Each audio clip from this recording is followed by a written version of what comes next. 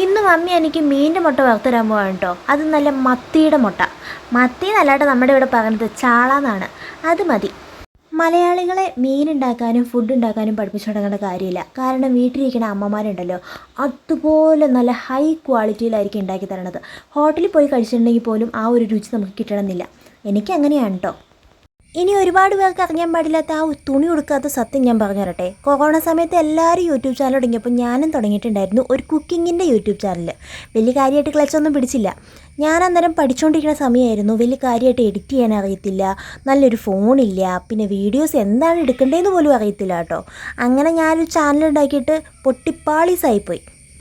ഇനി ഞാൻ യൂട്യൂബിലേക്ക് വരില്ല എന്നും പറഞ്ഞുകൊണ്ട് ശബ്ദം എടുത്ത് പോയിരിക്കുന്ന സമയത്താണ് കുറേ കാര്യങ്ങളൊക്കെ വീട്ടിൽ സംഭവിക്കണതും ഈ ഒരു ചാനൽ ചേട്ടൻ ഉണ്ടാക്കിയിട്ടാണ് കാണുന്നതും.